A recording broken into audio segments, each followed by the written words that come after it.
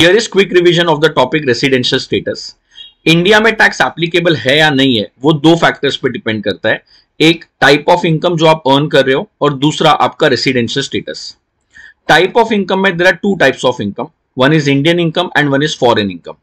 अगर कोई भी इनकम इंडिया में अराइज हो रहा है और रिसीव हो रहा है then it is an Indian income. The word use in between is और, दैट इज अगर आपका प्रॉपर्टी इंडिया में है और अगर आपको रेंट यूएस में मिल रहा है, still it is income arising in India, therefore it is an Indian income. On the other hand, अगर आपका प्रॉपर्टी दुबई में है बट आपको रेंट इंडिया में रिसीव हो रहा है, so income is received in India, it is an Indian income. So either arise और रिसीव, दोनों में से कोई भी एक कंडीशन सेटिस्फाई हो गया तो it is an Indian income. But अगर इनकम अराइज भी इंडिया के बाहर हो रहा है और रिसीव भी इंडिया के बाहर हो रहा है, that is arising and received both are outside India, then it is a foreign income. So property Dubai में है, रेंट भी दुबई के बैंक अकाउंट में रिसीव हुआ, so that will be called as foreign income. Indian income is always taxable in India irrespective of your residential status. So अगर income arise और received in India है, that means you are liable to pay tax, आपका residential status matter नहीं करेगा। But अगर foreign income है, then foreign income will be taxable in India only when it is received by a resident, और to be precise it depends upon your residential status. So सबसे पहले अपने को यह पढ़ना पड़ेगा कि रेसिडेंशियल स्टेटस होता क्या। So an individual can either be a resident in India और a non resident in India. अगर एक इंडिविजुअल रेसिडेंट है, then he can be ordinarily resident और not an ordinarily resident. So either you can be R and O R, R N O R और N R, तीन status में से आपको एक स्टेटस एप्लीकेबल होएगा। अब स्टेप नंबर 1 में always we have to identify whether एक इंडिविजुअल रेसिडेंट है या नॉन रेसिडेंट है। सो रेसिडेंट नॉन रेसिडेंट के लिए गवर्नमेंट ने बेसिक कंडीशंस ले डाउन की है, सिंपल बेसिक कंडीशन है। पहले तो याद रखना, कंडीशन नंबर 1 और कंडीशन नंबर 2, दैट इज अगर 1 और 2 में से एक भी कंडीशन सेटिस्फाई हो जाता है तो वो पर्सन रेसिडेंट बन जाएगा। कंडीशन नंबर 1 मेरे को बोलता है a person must be in India for 182 days और more during the relevant previous year. So आपके एग्जाम में जो प्रीवियस ईयर एप्लीकेबल है, वो प्रीवियस ईयर में अगर आप 182 डेज या उससे ज्यादा इंडिया में हो, that means you became a resident. आपको सेकंड बेसिक कंडीशन वेरीफाई नहीं करना है।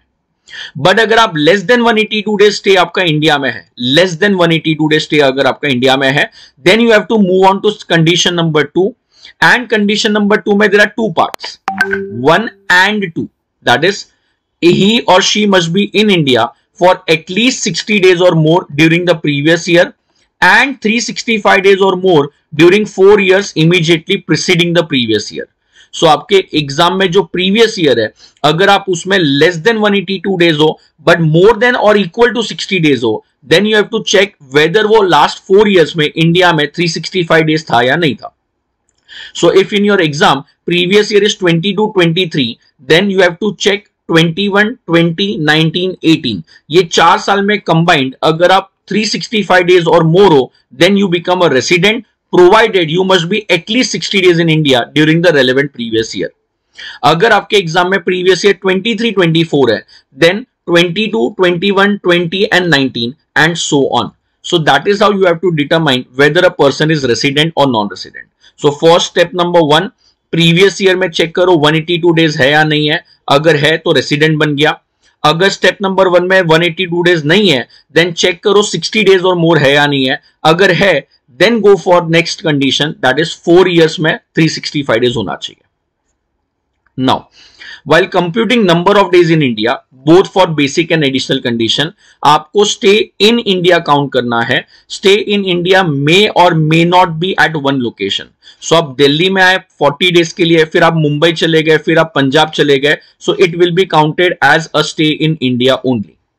स्टे मे और मे नॉट बी कंटिन्यूअस। तो प्रीवियस ईयर में आप अप्रैल मंथ में इंडिया में आए, फिर जून में वापस चले गए, फिर अगस्त में रिटर्न आए, देन आप दिसंबर में चले गए, फिर फेब में रिटर्न आए, तो it can be break journey, continuous stay होना जरूरी नहीं है। Whenever in exam number of days you need to calculate, if nothing is specified, then date of arrival as well as date of departure दोनों को India में count करना है। So 5th October and 7th October अगर date है, so 5th, 6th and 7th 3 days in India count होएगा।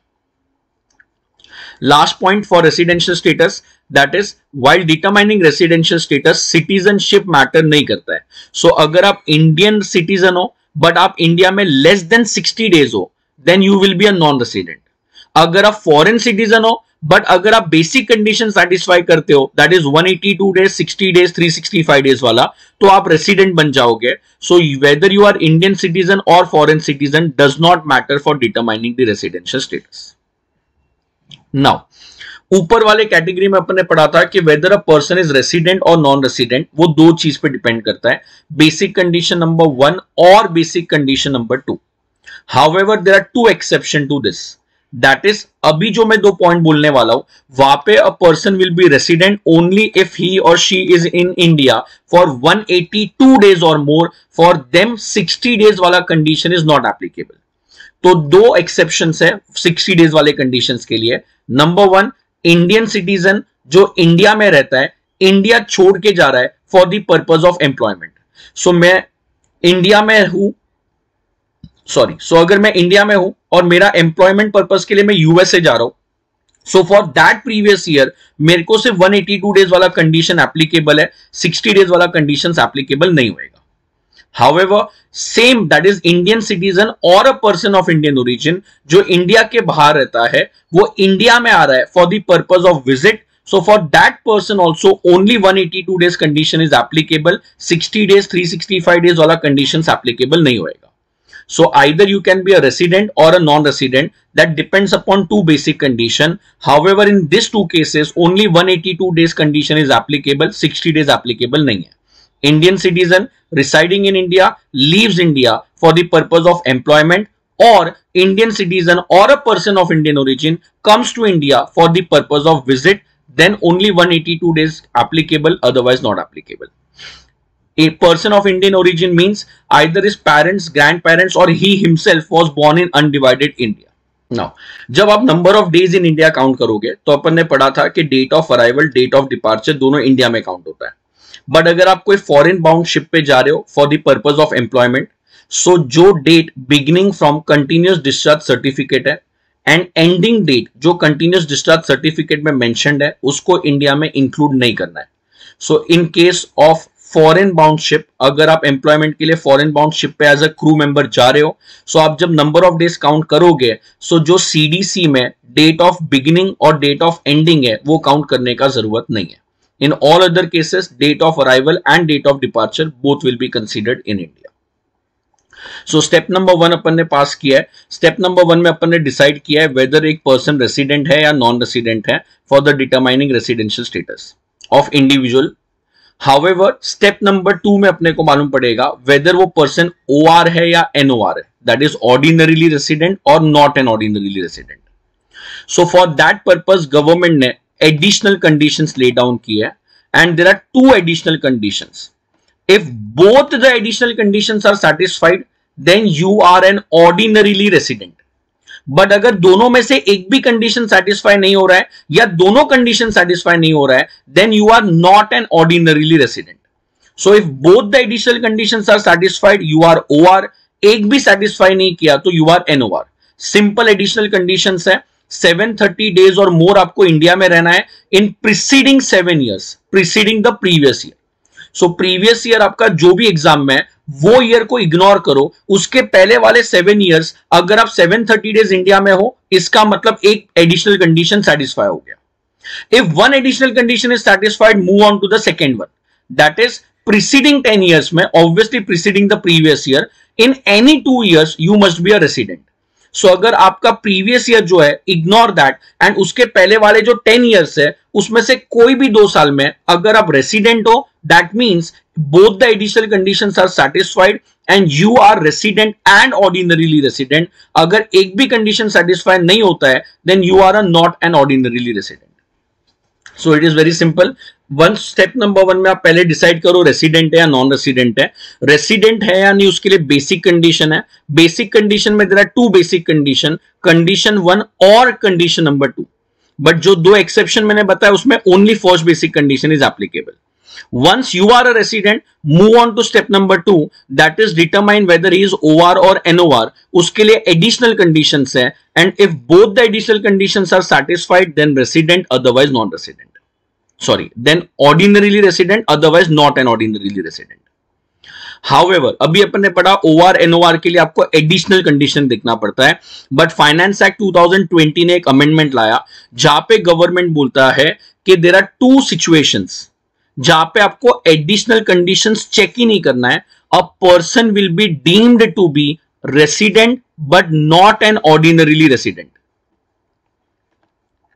A person will be deemed to be resident and not an ordinarily resident. That is, आपको additional conditions इसमें check करने का जरूरत नहीं है. There are two cases in this scenario. Number one, Indian citizen या तो person of Indian origin है, वो Indian citizen का जो income है other than foreign source is more than 15 lakh rupees in that previous year. India में वो आना चाहिए for the purpose of visit, and India में 120 days in the previous year and 365 days or more in the 4 years preceding the previous year उसका stay होना चाहिए. So basically ये जो 182 days वाले कंडीशंस अपने पढ़े थे जहां पे दो सिचुएशन थे, उसमें से जो सेकेंड सिचुएशन है उसी का एक्सटेंशन है.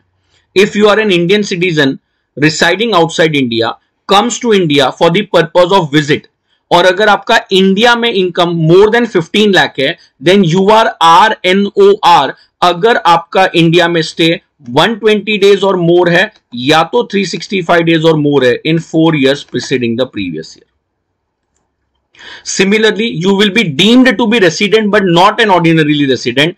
अगर आप इंडियन सिटीजन हो, आपका total income other than foreign source 15 lakh को एक्सीड हो रहा है एंड आप कोई दूसरे कंट्री में टैक्स नहीं भर रहे हो for any reason due to domicile और रेसिडेंसी और एनी अदर रीजन.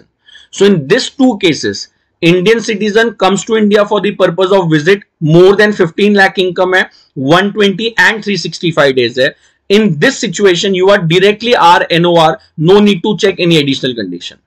Similarly, अगर आप resident Indian citizen हो जो इंडिया के बाहर रहता है, इंडिया में उसका इनकम मोर देन 15 लाख है other than foreign source, and अगर आपका इंडिया के बाहर कोई टैक्स लाइबिलिटी अराइज नहीं होता है, then you are RNOR in India.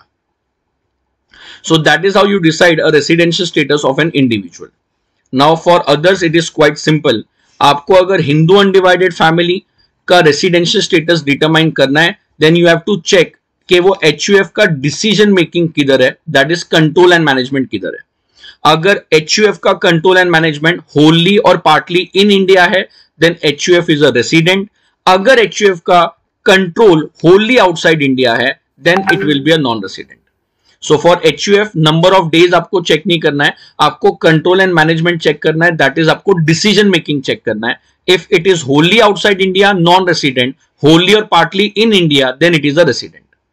एक बार आपको मालूम पड़ गया कि HUF रेसिडेंट है या नॉन रेसिडेंट है, देन आपको स्टेप नंबर 2 पे जाना है, दैट इज वेदर वो OR है या NOR है. So for determining residential status of HUF, OR, NOR, आपको कर्ता का रेसिडेंशियल स्टेटस देखना पड़ेगा. अगर कर्ता का रेसिडेंशियल स्टेटस ऑर्डिनरीली रेसिडेंट है, देन HUF OR हो जाएगा, अदरवाइज HUF NOR हो जाएगा. सो पहले कर्ता का रेसिडेंशियल स्टेटस नहीं चेक करना है, पहले आपको HUF का कंट्रोल एंड मैनेजमेंट डिसाइड करना है. अगर control and management in India है, देन रेसिडेंट, आउटसाइड इंडिया है, then non resident, wholly outside होना चाहिए. Once you determine whether वो resident है या non resident है, then move on to the residential status of कर्ता. Similarly, partnership firm, AOP, BOY or any other artificial judicial person, अगर आपको इन लोग का residential status determine करना है, then you have to see the control and management. If it is wholly or partly in India, it is resident. Wholly outside India, then it is non-resident. Please understand, firm, AOP, BOY, artificial person में OR और NOR का status applicable नहीं होता है. Either it will be resident or it will be non resident. In case of companies, if it is an Indian company, irrespective of its control, management and any other thing, it is always a resident in India. So अगर आपकी company में आपकी if a company is registered under Companies Act, that means it is an Indian company and Indian company is always resident in India. But अगर foreign company है तो foreign company will be resident only if place of effective management is in India. So अगर place of effective management foreign company का India में है तो it is a resident, outside India है तो it is a non resident. POEM CA inter level पे applicable नहीं है, it will be applicable at final level. Okay, so now residential status अपन ने रीड किया। रेसिडेंशियल स्टेटस में individual, HUF, AOP, BOI, artificial person and so on we did. Now based upon this residential status whether आपको India में tax applicable होगा या नहीं होगा, that is covered by section number 5, that is scope of total income. So always verify सबसे पहले तो weather आपने जो इनकम अर्न किया है वो इंडियन इनकम है या फॉरेन इनकम है। So if N Indian income is arising in India, it is an Indian income. If it is Indian income, irrespective of your status, you are liable to pay tax. So ORB tax भरेगा, NOR भी भरेगा, NR भी भरेगा। Arising in India मतलब source of income India में है, rent के लिए घर इंडिया में है, डिविडेंड इंडियन कंपनी से मिला, प्रॉपर्टी इंडिया में बेचा, तो all this is arising in India. Similarly, when income is deemed to receive in India or when income is deemed to arise in India, so it is always an Indian income. Once it is an Indian income, it is always taxable in India irrespective of residential status. So arising in India सबको tax भरना है, deemed to arise in India सबको tax भरना है। अगर income received in India है, अगर income received in India है या deemed to receive in India है, दैट मीन्स आपका इनकम जो है वो इंडियन इनकम है, it is always taxable in India. So arising in India, always taxable. Deemed to arise in India, always taxable. Received in India, always taxable. Deemed to receive in India, always taxable. But अगर income arise out है and receive भी out है, so if the income is arise out, received out, it means it is a foreign income. Foreign income पे OR is liable to pay tax, बाकी किसी को tax नहीं applicable होएगा। So in Indian income, everybody is liable to pay tax, but in case of foreign income, only and only OR is liable to pay tax. Now, if an income is arising outside India and received outside India, but that income is controlled from India, then OR is liable to pay tax, NOR is liable to pay tax, NR को tax applicable नहीं होएगा। So arise out, received out, only OR will pay tax. Arise out, received out, controlled from India, OR and NOR will pay tax, NR नहीं भरेगा। And past year untaxed profit, nobody will be liable to pay tax in India. So that is how you determine whether an income is taxable in India. पहले आप status determine करो, फिर type of income देखो and आपको फिर tax applicable होएगा। Normally exam में या तो status determination का sum आएगा या तो फिर आपको ये scope of total income का आएगा जहाँ पे status दिया रहेगा। Okay. Please remember, controlled from India is different from connection in India. अगर एग्जाम में बिजनेस कनेक्शन इन इंडिया दिया हुआ है, it means it is an income deemed to arise in India. If it is deemed to arise in India, that means वो Indian income है and it is always taxable in India. So business control अलग है, connection अलग है। अगर connection in India है, it is always taxable in India irrespective of your residential status. So that is how you decide whether an income is taxable in India or not. That was revision for residential status.